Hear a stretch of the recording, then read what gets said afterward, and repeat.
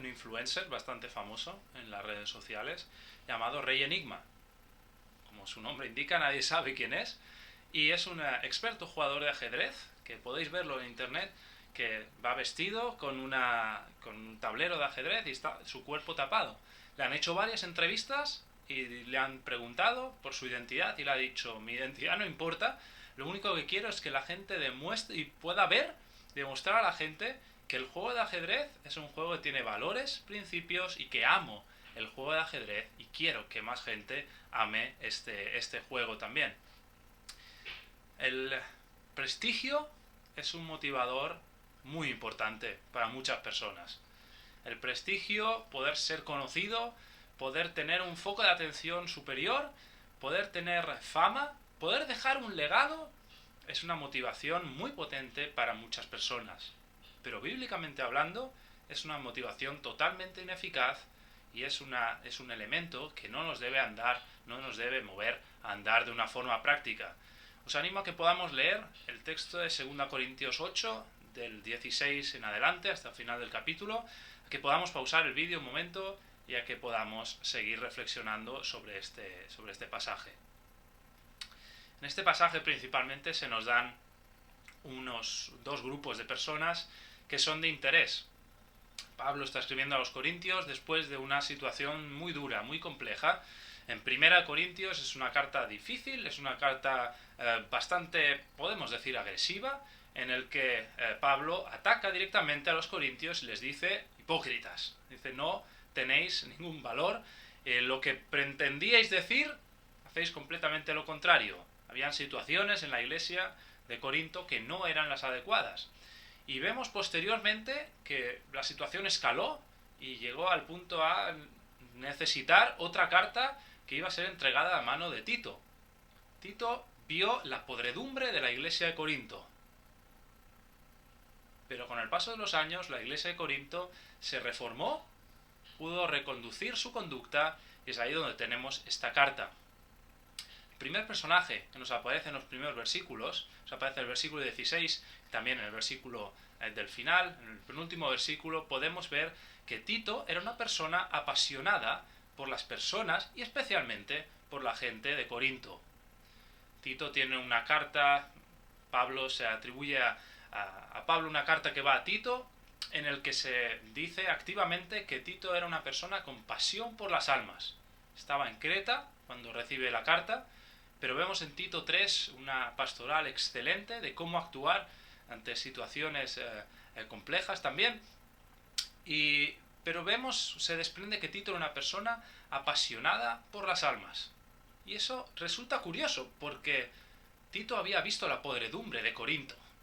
Tito había ido a entregar de su propia mano una carta, de la que no tenemos conocimiento del contenido, pero sí que Pablo dice que era una carta dura hacia su conducta, hacia la moral de las personas de Corinto, y había sido Tito el que había entregado esa carta en persona a la iglesia de Corinto. Tito había visto en primer lugar, en primera persona, en primer plano, primerísimo, la podredumbre moral de la gente de Corinto. Pero trabajar en ello, trabajar con ellos, cuidarles, enseñarles, invertir tiempo en ellos era tan apasionante para él que, independientemente de la podredumbre, él tenía deseo de ir a cuidar a esa gente. Y Pablo remarca, puntualiza, no es que se lo haya dicho yo, sino que él quiere ir a visitaros y pasar tiempo con vosotros porque os ama.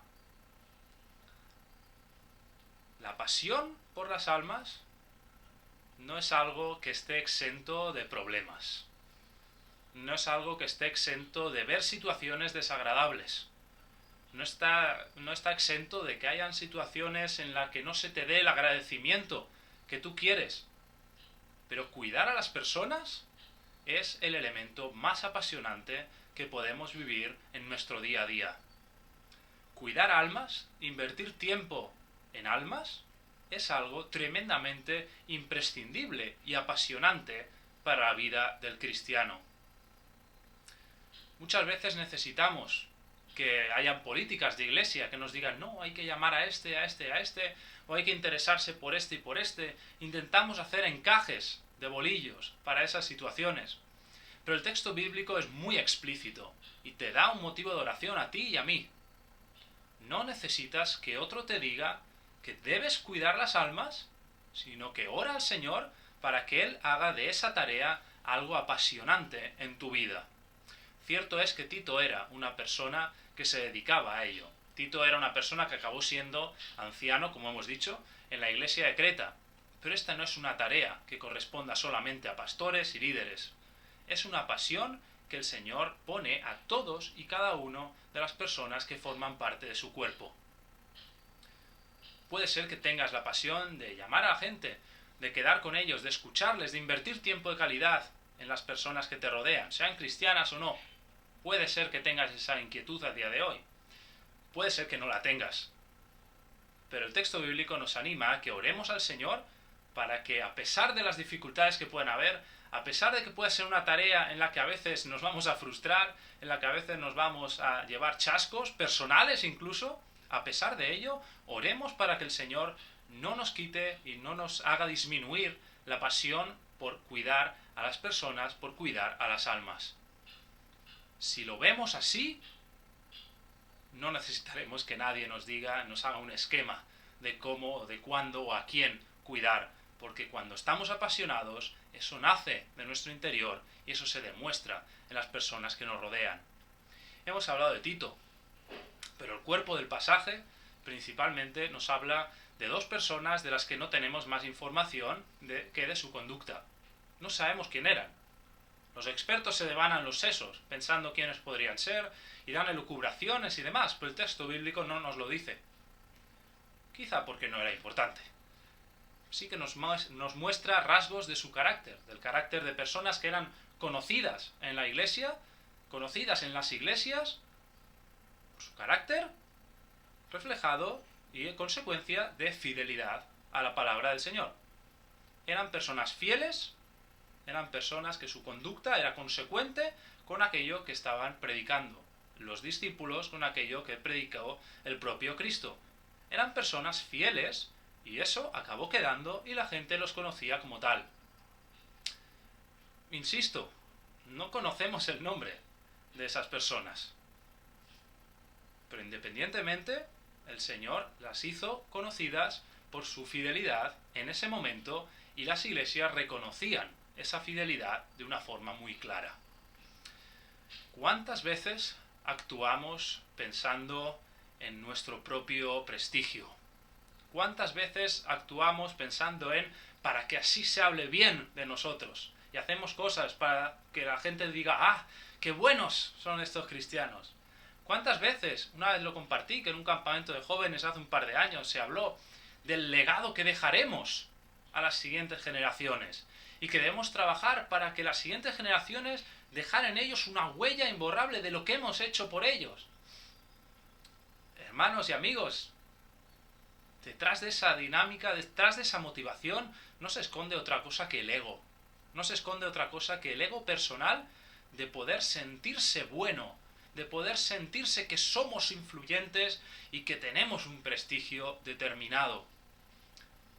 Disculpad que lo diga de esta manera, pero independientemente de que hagamos acciones buenas, muy fácilmente estas acciones pueden mancharse con el ego personal, tanto de sentirse bien como de que se diga, que se haga o hacer algo para que se comente que nosotros como pueblo cristiano estamos haciendo esto.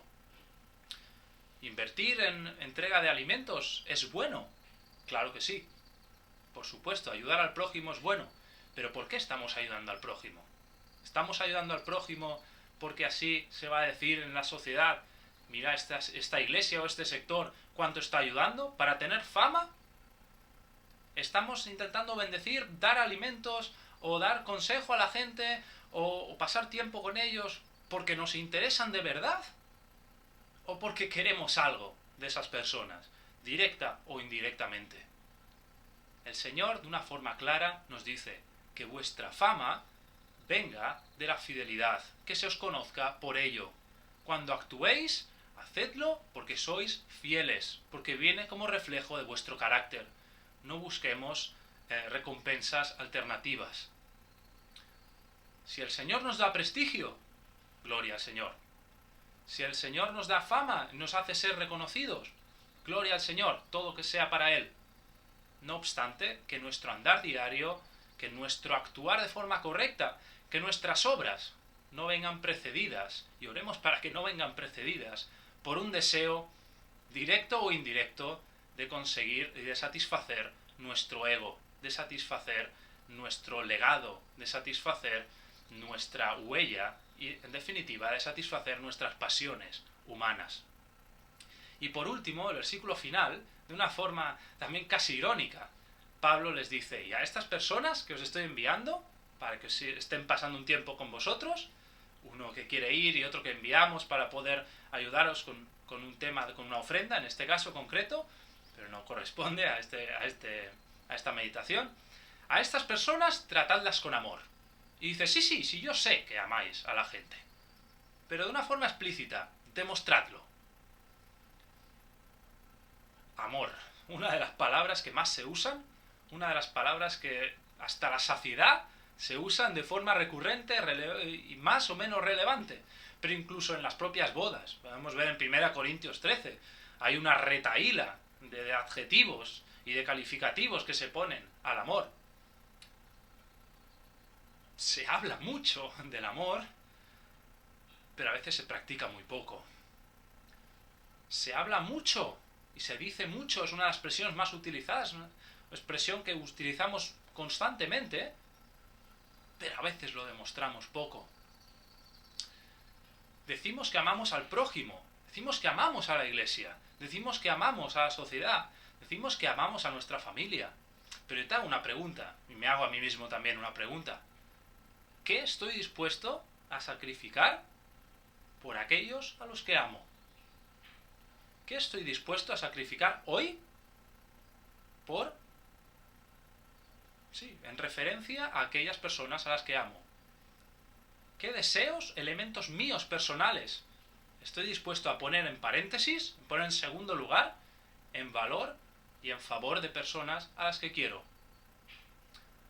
Si decimos que amamos a nuestra esposa, a nuestro marido, a nuestros hijos, por supuesto, ¿estamos dispuestos a invertir tiempo y a quizá quitarnos tiempo de nosotros mismos para poder invertir en tiempo de calidad con estas personas? ¿Estamos dispuestos incluso a sacrificar el modelo ideal que tenemos en nuestra mente para poder invertir tiempo con las personas y para poder demostrar que lo que decimos que es amor no es pura palabrería? Cuando decimos que amamos a la iglesia y que amamos al pueblo de Dios, ¿estamos dispuestos de verdad a sacrificar la comodidad de ciertos elementos en nuestro día a día? ¿A sacrificar comodidad en cuanto a asistencia a cultos?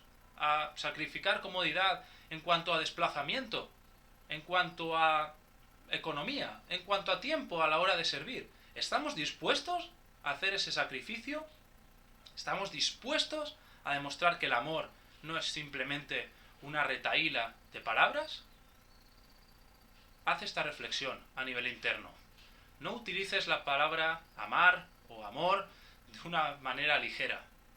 Hazte el propósito de solamente utilizarla en aquellos casos en los que efectivamente estés dispuesto a sacrificar elementos incluso de tu propia vida en beneficio de esta persona, este colectivo, en definitiva, a seguir el modelo que Cristo hizo para con nosotros. Juan 3:16 nos amó de tal manera que incluso dio Dios mismo a su propio Hijo, sacrificando a su propio Hijo para amar y para bendecir a las personas que lo acepten.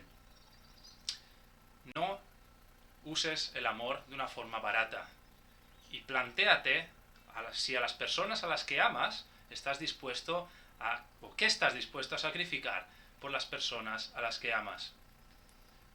Así pues, el texto bíblico nos anima a poder reflexionar sobre estos elementos y nos anima a que podamos ver que cuidar a personas es una pasión impresionante, que el Señor nos siga dando pasión, aunque no tengamos, retroalimentación, aunque a veces no sea agradecido, que el Señor nos siga dando pasión por las personas, que no sea algo obligatorio, que no tengan que venir de fuera a decirnos, venga, haz esto y cuida a las personas, porque es que el Señor nos dé la pasión de hacerlo de forma autónoma. Que independientemente del prestigio, nos movamos por fidelidad. Que en el andar diario, en el bendecir a las personas que nos rodean, en el practicar la palabra del Señor, no busquemos un beneficio indirecto. Que en cuanto bendecimos a la persona, no busquemos prestigio detrás. Que el Señor nos ayude a purificar nuestras acciones y a que no se trate simplemente de buscar una reciprocidad, sino a bendecir porque de una manera fiel queremos seguir los principios del Señor. Y por último, que el Señor nos ayude a no utilizar el amor en vano, la palabra amor en vano, y que nos haga conscientes de que el amor implica sacrificio. Que Él nos ayude a reflexionar si realmente estoy dispuesto, por amor a las personas, a la Iglesia, a Él, a sacrificar elementos que a mí me corresponden, que son personales míos e incluso lícitos, pero si estoy dispuesto a sacrificar este elemento para afirmar que bíblicamente les estoy amando. Pues que el Señor bendiga su palabra y que el Señor nos bendiga a todos y a cada uno de nosotros. Amén.